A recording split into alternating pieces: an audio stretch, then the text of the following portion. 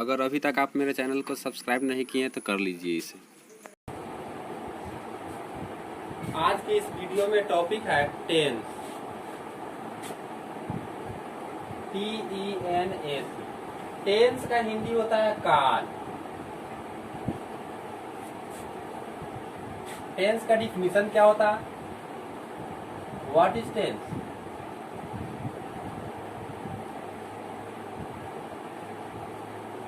इसका डिफिनीशन हो जाएगा the change in form of a verb according to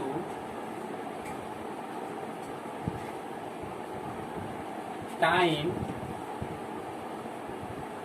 is called tense।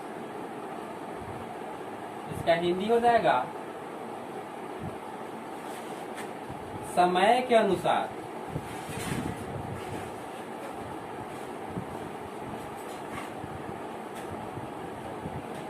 क्रिया के रूप में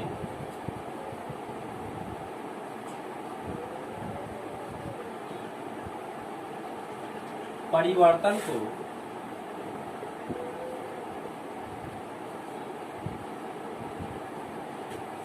काल कहते हैं।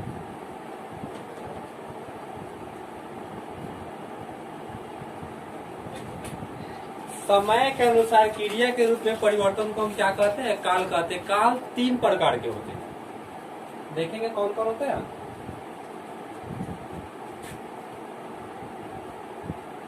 There are 3 kinds of tense। इसका हिंदी हो जाएगा काल 3 प्रकार के होते हैं।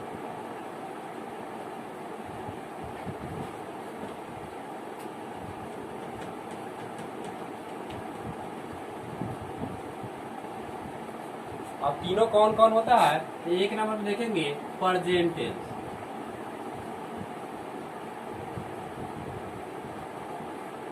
दूसरा हो जाएगा आपका पास्ट टेंस।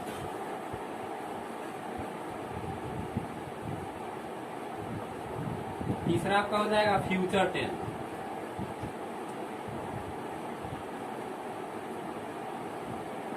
प्रेजेंट टेंस का हिंदी होता है वर्तमान काल।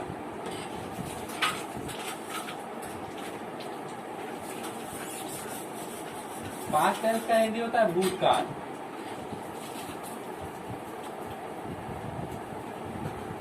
फ्यूचर टेंस का हिंदी होता है भविष्यकाल। भविष्यकाल।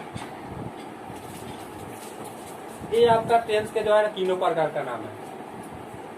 Present tense, past tense, future tense.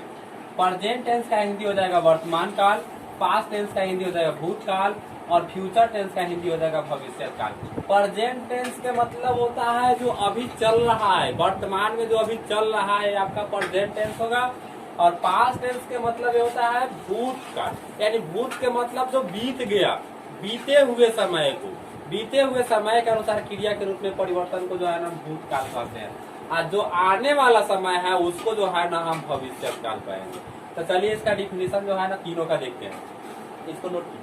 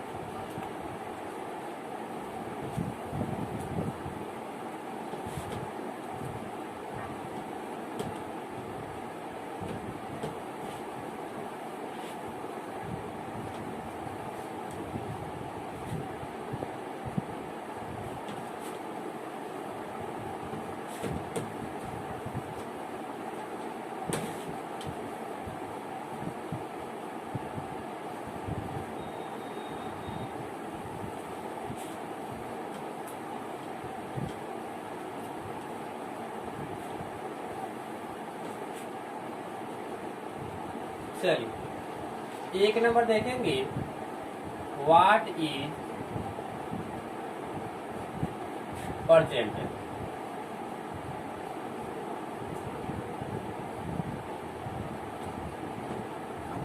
इसका डिफिनेशन हो जाएगा the change in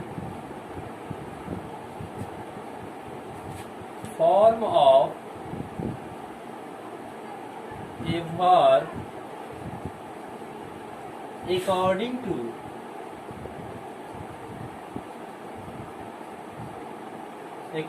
to present time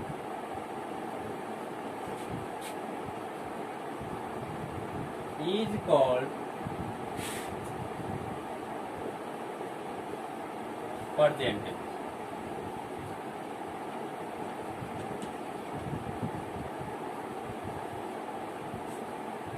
इसके पहले वाला जो आप टेंस का डिफिनेशन देखे है, टेंस का डिफिनेशन था the change in form of a verb according to time is called present tense. लेकिन is called tense, present tense का जब बात आएगा तो टाइम के पहले प्रेजेंट लगा दीजिएगा।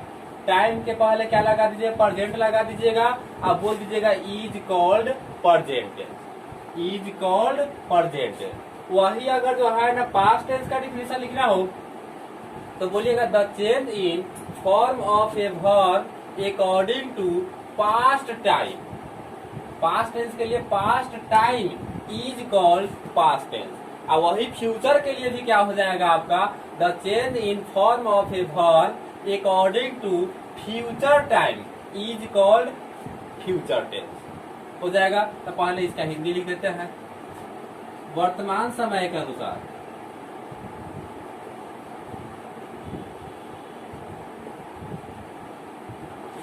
वर्तमान समय के अनुसार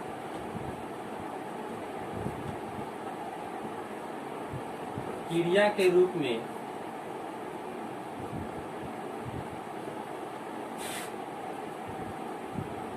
परिवर्तन को वर्तमान काल को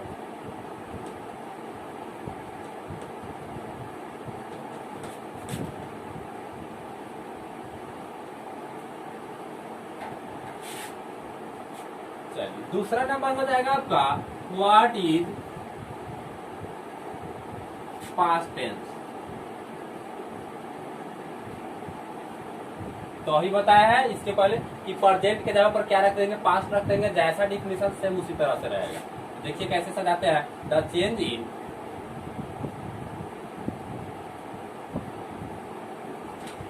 form of a verb according to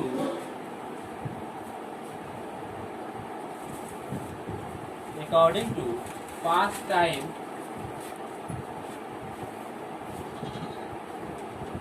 is called past tense।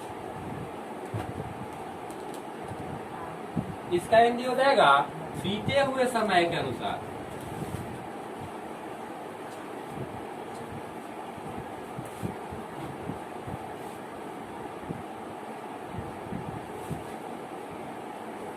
बीते हुए समय के अनुसार क्रिया के रूप में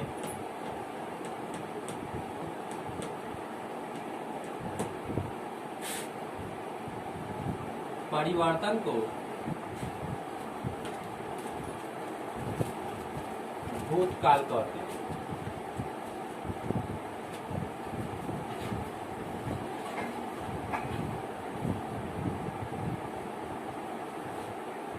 हो गया। इसी तरह से हम लोग फ्यूचर टेंस का भी जो है ना डिफिनेशन लिखेंगे। इसे नोट कीजिए पहले।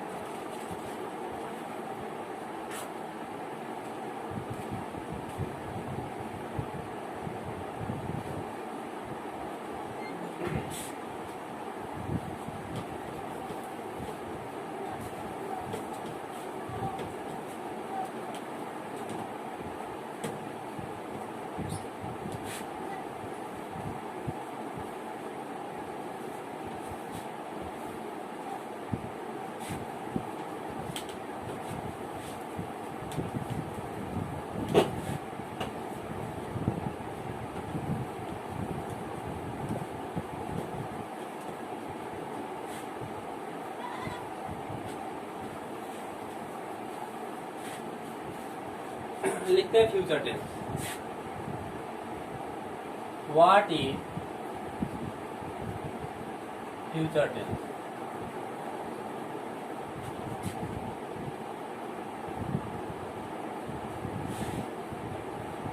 इसका डिफिनेशन हो जाएगा the change in form of a verb according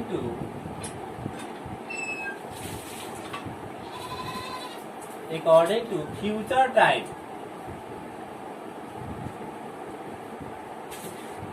is called future tense।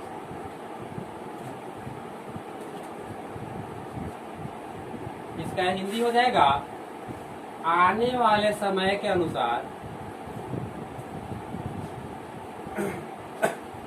आने वाले समय के अनुसार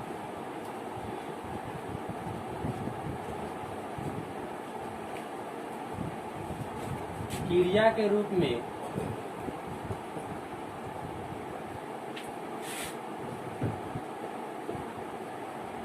परिवर्तन को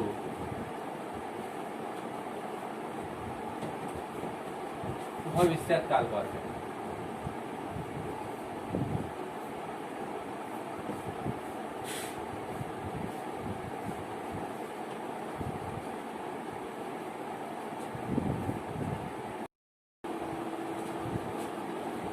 तो आप लोग जो है ना प्रेजेंट टेंस, पास्ट टेंस और फ्यूचर टेंस के बारे में जो है ना जान गए कि टेंस के 3 प्रकार होते हैं। तीनों का नाम जो है ना प्रेजेंट टेंस, पास्ट टेंस और फ्यूचर टेंस। अब जो है ना प्रेजेंट टेंस कितने प्रकार के होते हैं, पास्ट टेंस कितने प्रकार के होते हैं, फ्यूचर टेंस कितने प्रकार के होते हैं, ये जानेंगे। एक नंबर लिखेंगे प्रेजेंट टेंस।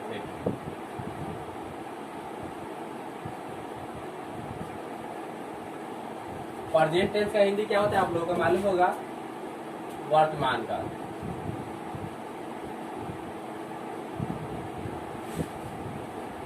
अब ये कितने प्रकार के होते हैं, तो ये 4 प्रकार के होते हैं। तो बोलेंगे देयर आर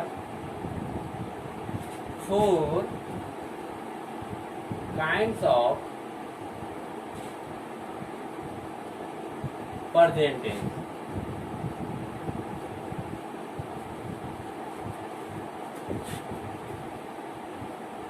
अब चारों कौन कौन होते हैं तो देखेंगे। एक नंबर में पहले इसका हिंदी लिख लीजिए, वर्तमान काल 4 प्रकार के होते हैं।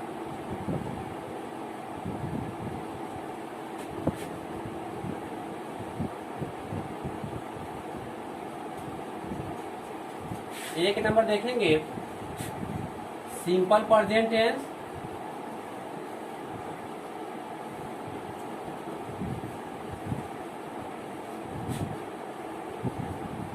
दूसरा आपका हो जाएगा प्रेजेंट कंटिन्यूअस टेंस,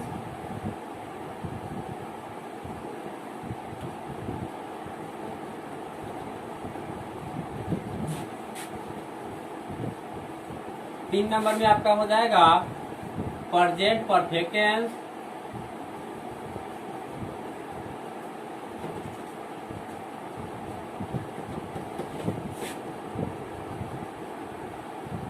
चार नंबर में हो जाएगा प्रेजेंट परफेक्ट कंटिन्यूअस टेंस।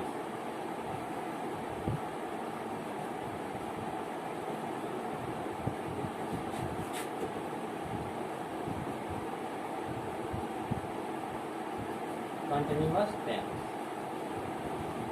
तो यही जो है ना प्रेजेंट के चारों प्रकार का नाम है। एक नंबर में हो जाएगा सिंपल प्रेजेंट टेंस, 2 नंबर में present continuous tense, 3 number present perfect tense और 4 नंबर में हो जाएगा present perfect continuous tense.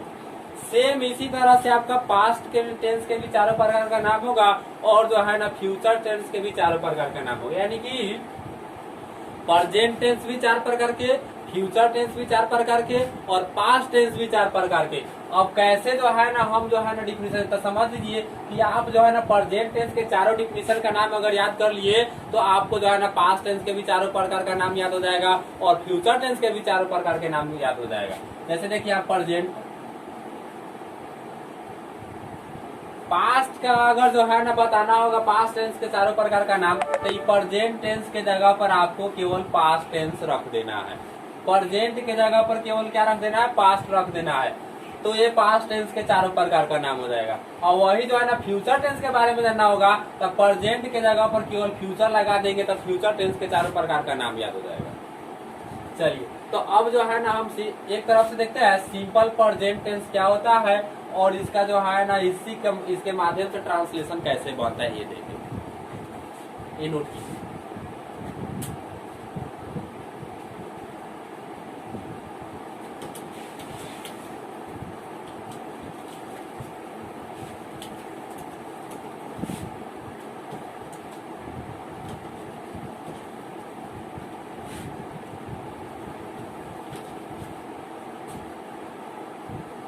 Simple present tense,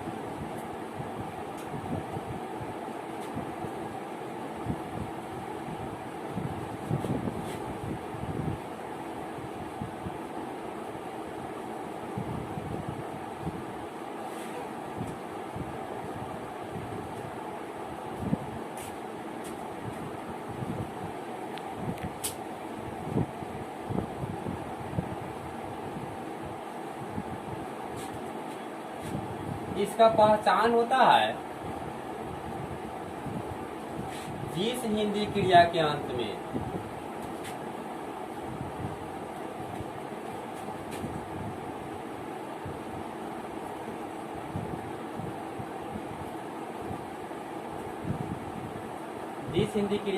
में ता है,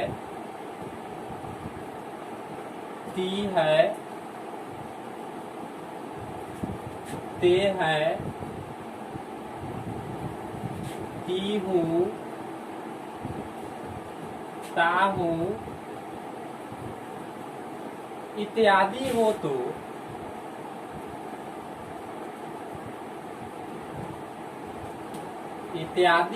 तो उसे सिंपल प्रेजेंट टेंस में समझा जाता है।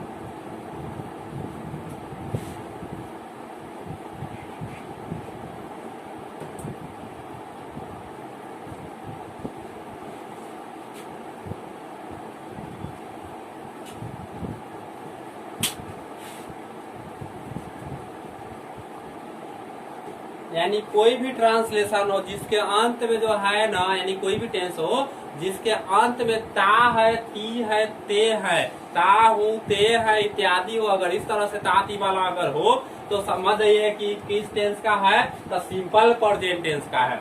इसका स्ट्रक्चर क्या होता है,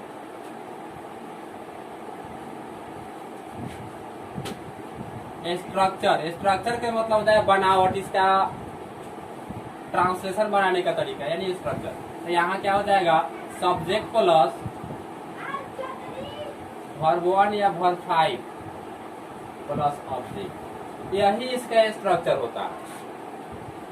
अब आप सोचिए कि कहाँ पे वर्ब 1 लगेगा और कहाँ वर्ब 5 लगेगा, नहीं तो यहाँ जो है ना नोट में लिखिएगा, यदि सब्जेक्ट थर्ड पर्सन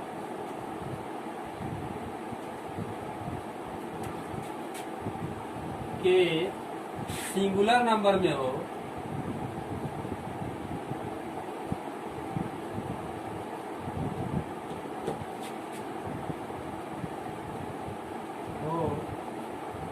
तो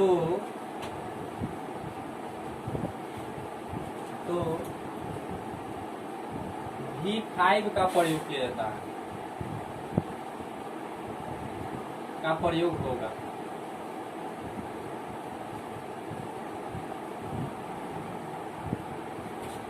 यानी सब्जेक्ट जो है ना थर्ड पर्सन के सिंगुलर नंबर में अगर हो तो समझिए कि उसमें जो है ना वर्ब 5 लगेगा और बाकी सब में जो है ना वर्ब 1 लगेगा।